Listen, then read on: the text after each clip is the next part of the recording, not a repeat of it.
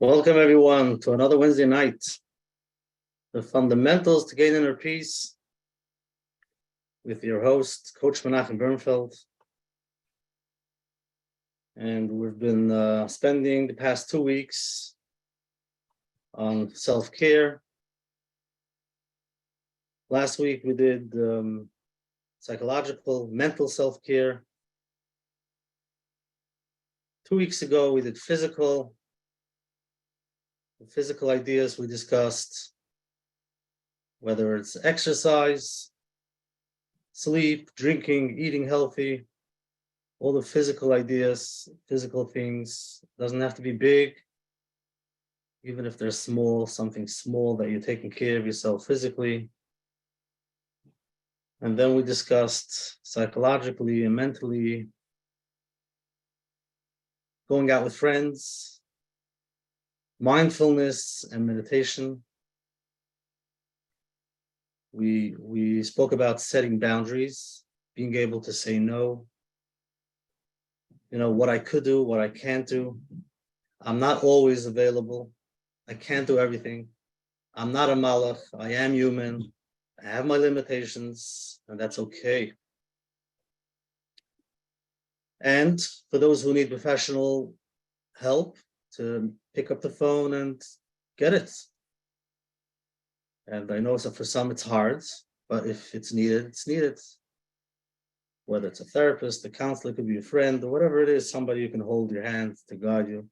So that's the physical and psychological and mentally to take care of yourself. And tonight we're going to go to the next step, which is emotional.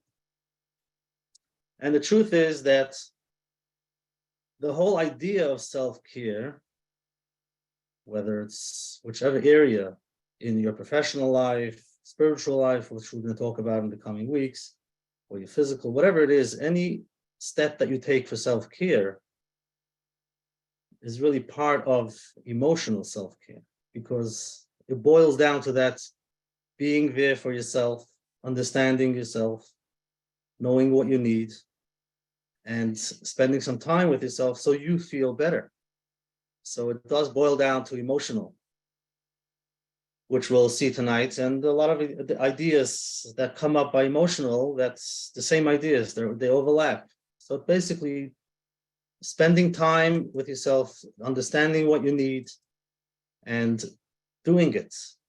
And again, it shouldn't be something big. So, you know, to put in your routine something new is hard. So it should be something small, something that you can keep up, to be consistent, whether it's 5-minute exercise, you know, eating healthy, maybe not a whole day, but at least one meal, you know, something small. So before we start discussing a little bit about emotional self-care, let's take a moment, see where we are. Take a deep breath. And a lot of what we're going to be learning tonight is things that we discussed in the past, because we spend a lot of time digging in, understanding what's that inner peace that we're looking for, to slow down and to be there for yourself, understanding what you need. And a lot of the emotional ideas is what we discussed here for many, many weeks now. So let's get grounded. Take a deep breath, both feet on the floor, and see where you are physically, how you feel, what your day looked like, where you're coming from. And then go inwards, see what you feel in your body, whether it's stress, overwhelm, or maybe content, relaxed, whatever you feel. And yes, it's a feeling. Emotions are feelings. Becoming aware of what we feel in our body. And telling ourselves we're okay. No matter what's happening, we can take some time off. We deserve the time. And just be there. Trying to slow down.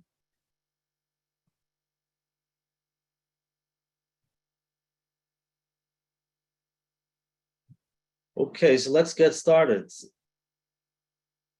For beginners, for many people, emotions is a taboo subject, something that's not clear, or it's hard to identify what it is. Logically, we could be talking about it.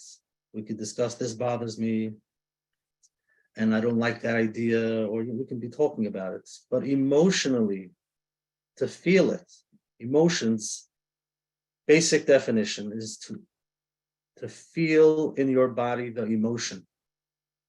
Like we discussed, to name it. Is it stress? You feel overwhelmed. Where do you feel it? I feel a knot in your stomach, your shoulders, your jaws. We feel it in our body. That's the emotion that we're looking for. So for beginners, if it's the first time you're here tonight, it might be a little bit of a challenge. Some people walk around saying, I'm fine, I'm okay. And basically, there are no major ups and downs in their life. And discussing emotions is a little bit hard to understand what exactly is an emotion. So we know already why it's so important. So here's the line. Everyone experiences emotions, whether it's stress or difficult emotions. Everyone experiences difficult emotions. So if that's the case, we have to be aware of it. And if that's the case, then do you realize when it happens, the ups and downs or not? But not everybody is aware, and there's a reason why, which we discussed in the past. Everyone experiences these emotions, and why is it important to come up with tools that we're going to learn how to take care of these emotions? So like we discussed, what happens with emotions? There are three levels, basic levels. One, we shut it down. We shut down the emotion and we say we're fine. The extreme of that is a person that really feels the emotions, overwhelmed and anxious and stressed out and always worried. So they're in touch of the emotions, but it's taking over their life. And what we're looking for is emotional regulation, to be able to regulate the emotion. To push it away and to suppress it is not a good idea. If you suppress your emotion, you think it's not there, what happens is it gets locked up in our body someplace, and we're not aware of it, and slowly, for some reason, we don't feel relaxed, content, we're not happy. Depression, many people feel and they don't know why. And then physical illness, all of these different things can happen just because you're not aware of what's going on in your life, that emotional part, that feeling that we all have, and we suppress it. So what we're looking for is to be able to regulate, to understand, what am I feeling? Why do I feel this way? And then have the tools, what to do when I feel this way, so it doesn't get out of hand, and I know how to regulate them. The question is, why do people shut them down? So we discussed, there could be a very basic belief. Number one, I don't have time. We are very busy. We don't have time for ourselves. And even if we're taking care of our kids, family, work, we're very, over there, we can do everything for other people, but for ourselves, we don't have time. Okay, and deep down, there could be something that's saying you don't deserve, or maybe it's selfish, take time for myself. So might as well not, spend time with yourself, do what you have to do for others. But the problem is it doesn't last. And then you experience burnout, you experience negative emotions, which you're not aware of. Burnout is also an emotion. You feel blah, not in the mood, not motivated, and it could come to depression. But to go even deeper, self-care is stopping and saying, I need to be taken care of. And that could be vulnerable. That could be hard for many to say, I need to be taken care of. I need things to make me feel good. That could be vulnerable. But yes, to realize we're humans and a human being needs, whether it's a child, somebody younger, they need people to take care of them, to be there for them. Now that we're their adults, we need to be there for ourselves. It could be for that inner child that needs it, which could be didn't get it. But even if it did, now as adults with emotions going on, with life happening, we need to be there for ourselves, to take care of ourselves, any form of self-care. But if, especially emotional, it goes down to that deep belief that you need, somebody needs to take care of you, and it might be even yourself. And then the next idea that we discussed, childhood emotional neglect. If we didn't get it when we were young, if our parents weren't available for whatever reason, whether they didn't understand it or they weren't available, then we don't understand it for ourselves. We grew up telling ourselves, again, it's a core belief, it's a very deep belief, that emotions are not something that we deal with. We put them away. It's not okay to feel. Whether the child was very young and expressed something to the adult, and adults didn't have time, the idea that the child picks up is that emotions, those feelings, are not okay to feel. Eventually, we grow up with no feelings. We know what we need to do. We know what's right, what's wrong, and we try to do the right thing. And there's no ups and downs, there's no emotions, and we do what you do, you just do. So we become emotional, we become a human doing. Instead of being, we're busy doing what we need to do. And we don't stop, we don't slow down, take care of ourselves, because it doesn't come in, we don't need it, we don't understand it. So if that's the case, how important it is to become aware of what emotions are and how it plays in my life.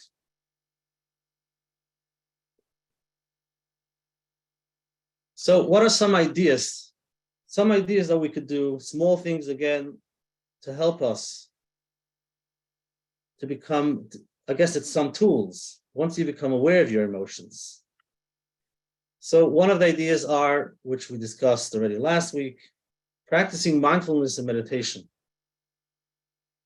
Being mindful of what's going on, being mindful of how I feel. And for these ideas, I always say you have to slow down.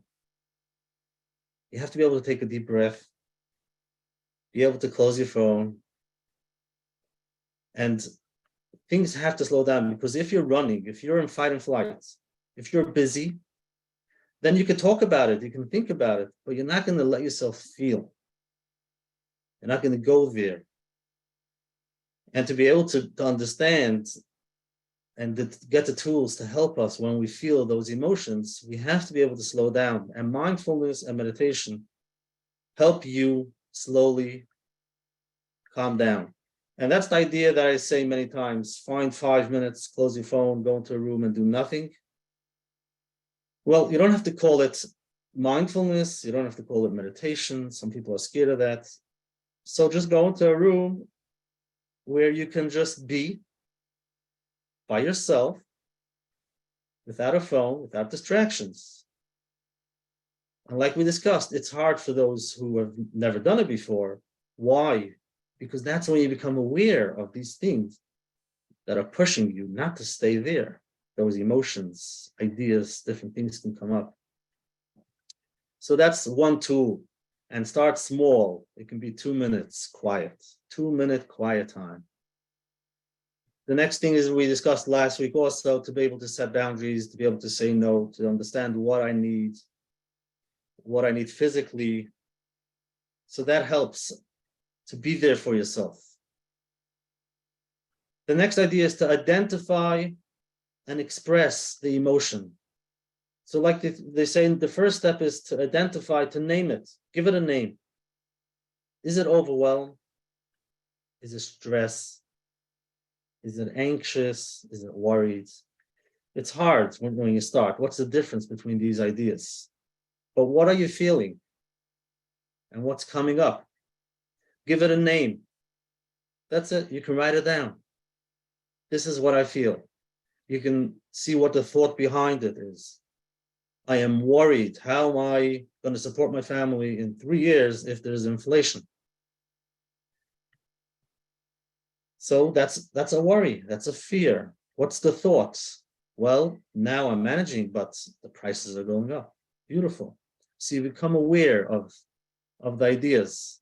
I do want to mention, for those who were there Sunday night, which was very interesting, Shlomi Schwartzberg, he discussed his self project, which he's very into, and it's a lot what we discuss about the self. To become aware of your thoughts, the dialogue, their inner dialogue, what's going on inside. And once you become aware, what are my thoughts? And that was one idea that somebody called in. Somebody asked, what do I do? I learn Amunah B'Tachon.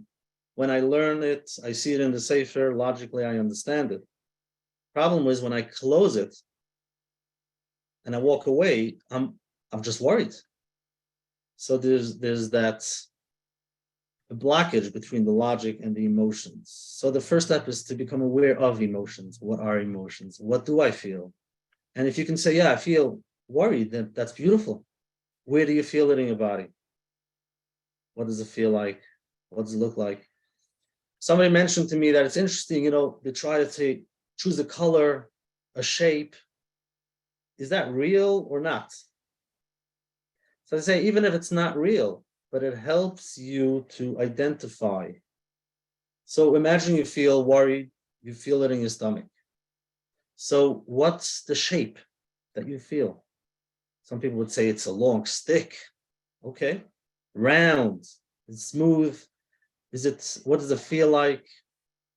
Is it hard? Is it soft? Just by talking about it, give it a color. It's black. It helps to identify, to become in touch with that emotion, basically to go from your head down to your body, because that's where emotions are in our body. Become aware of it, see what it feels like. And eventually we can see what are the tools that I need. Support from friends is always good if you have somebody you can talk to. Practice self-compassion, something that we discussed in the past, because negative things are going to come up. And if you act like the adult that doesn't understand it and says, stop it, big deal, then it's not going to come up. It's not going to share. Like we discussed, that inner child.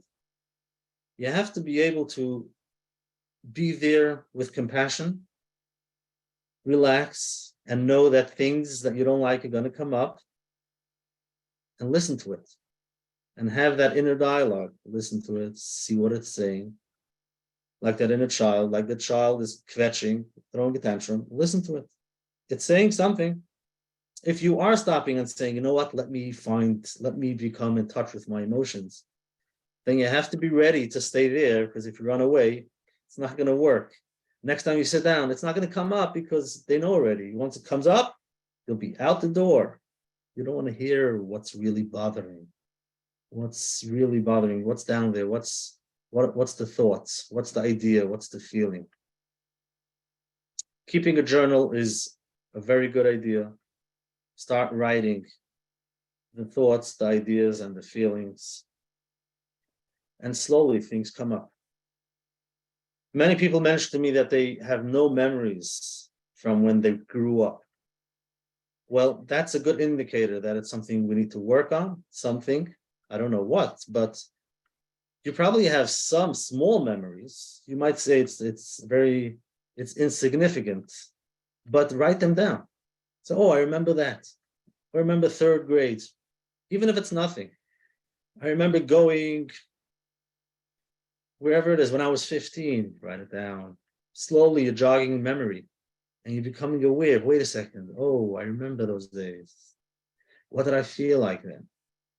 Slowly, these ideas can come up. Keeping a journal and self-care physically is important because physically means when you feel in a blue mood, you become aware of it. You don't push yourself.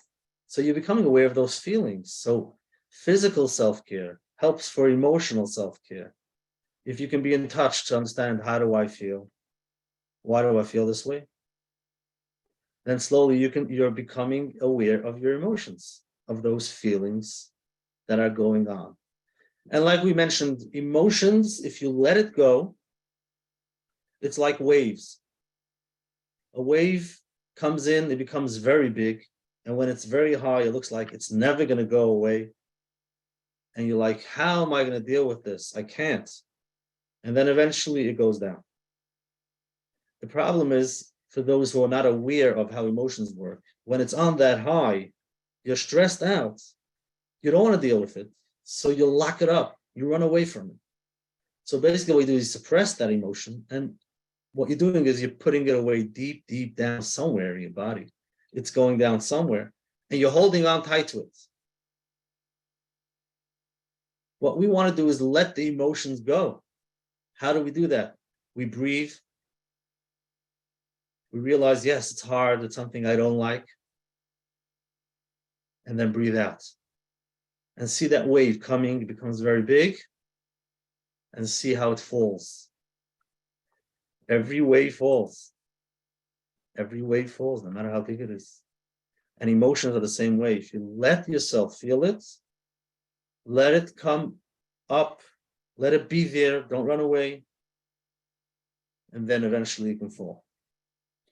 One important thing, if you are going through something dramatic, something that's not so easy to sit with that emotions. So number one, to get help is very important. And sometimes it is a good idea not to talk about it, not to think about it, and be busy. Because it might not be the right time. It might be too hard for you now. Till you find somebody to talk to, till you get the help. So as of now, keep busy, which helps for many people. They're always busy. But again, we're trying to stop, slow down. For those who, Baruch Hashem, most of the things in their life are okay. Things are working out, and they're wondering, why am I still stressed? Why can't I just enjoy the moment? Why can't I just live with the positive ideas that I have? And that's the reason, because we're scared to slow down because of those emotions. So I'm here to help you slow down, become aware of the emotion. But if you are going through something in your life, which Hashem should help, everything should work out, but it's not a good time to stop and say, it might not be a good time to sit there. It's a good idea, just be busy, don't think about it too much, and get the help that you need. And eventually, when you could take the time to slow down, you'll be able to work it through. Let's come up with some scenarios. Okay, so I have a few for kids and a few for adults, just to become aware of how you feel when these things happen. So here we go. If your child is playing with friends, think about a child that's playing with friends by recess, and they decide to play a game. How does the child feel?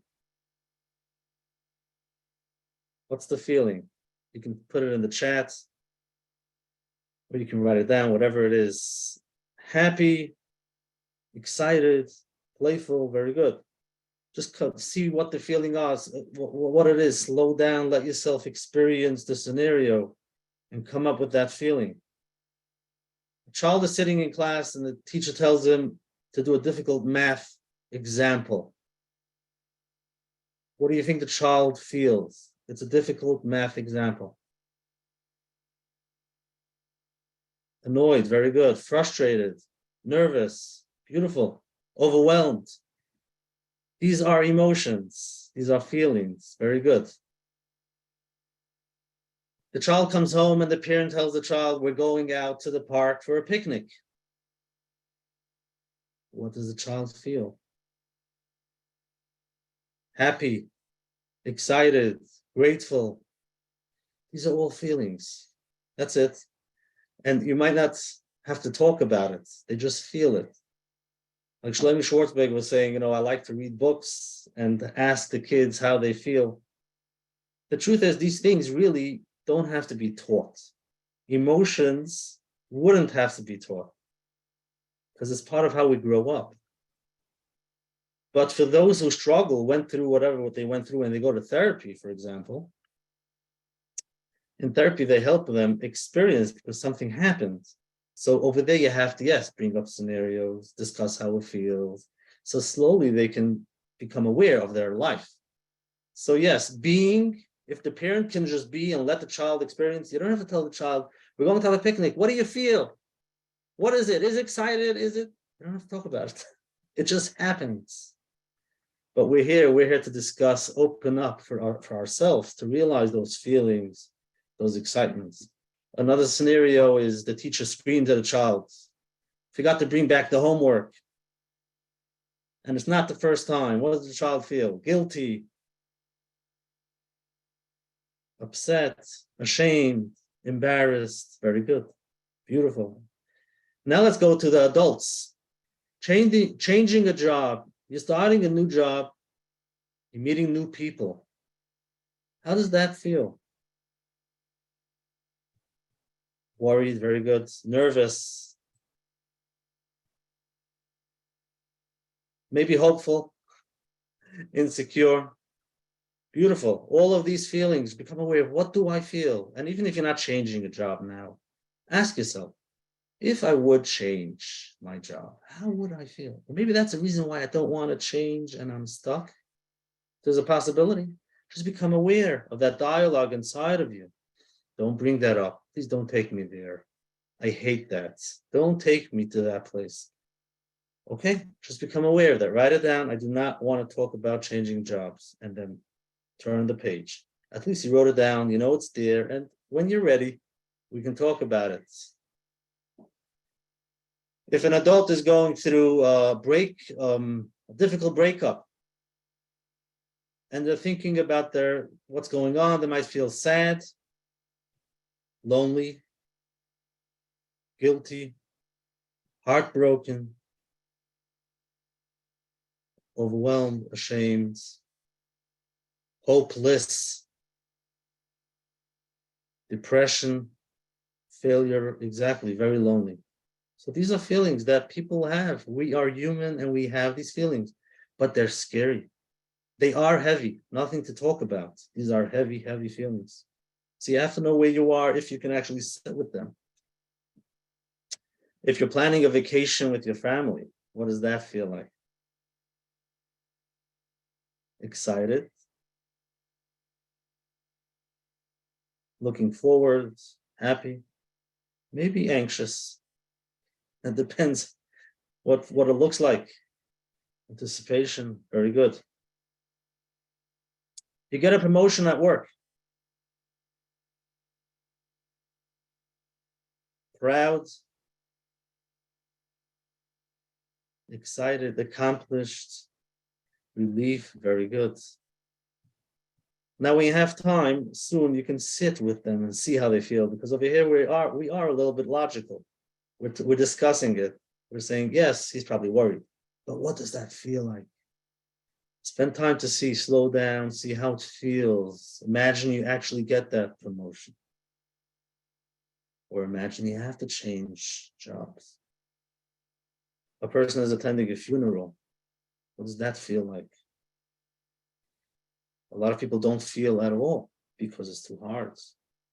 Well, maybe a few days later. Sadness, grief, loss, all of these feelings. So it's important to slow down, to see what you feel, where do you feel it, what does it feel like? A pit in your stomach or in your throat? And anything that comes up.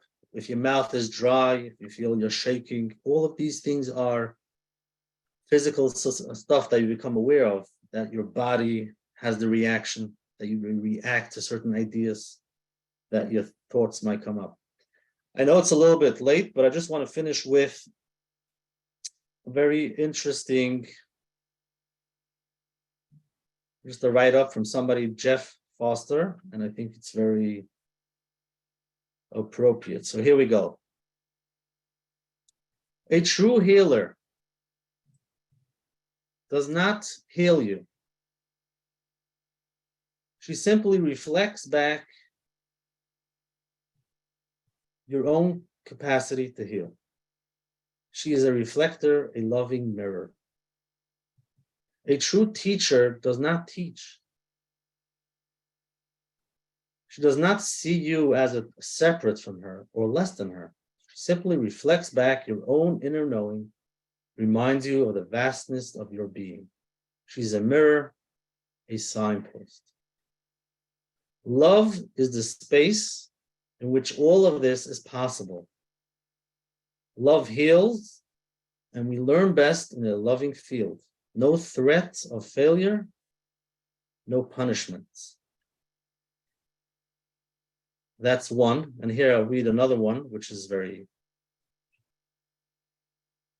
appropriate for tonight. It's about fear.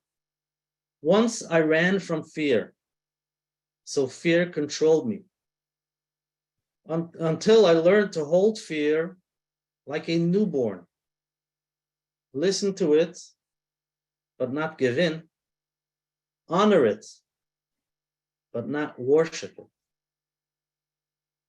Fear could not stop me anymore.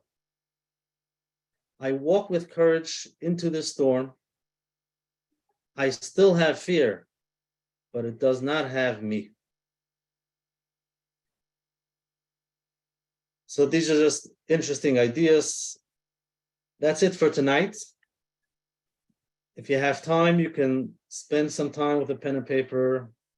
Just breathe in and out and see what comes up, the emotions, and then take some steps to practice self-care, whatever that needs, whatever that emotional being, what you need to feel better. So thank you very much, everyone, for being here tonight. Thank yourself for taking some time off for yourself, because you deserve it. And I hope you all got the affirmations that I sent out in the email. If you didn't, you can send me an email. We'll add you to the list. Have a good night and a great week, and take care of yourself.